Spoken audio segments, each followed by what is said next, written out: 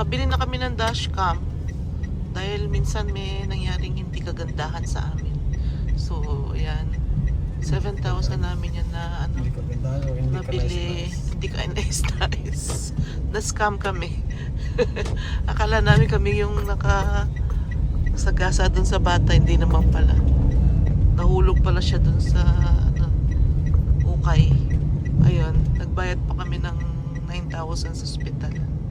Siyempre, may obligasyon tayo kahit hindi tayong may kasalanan.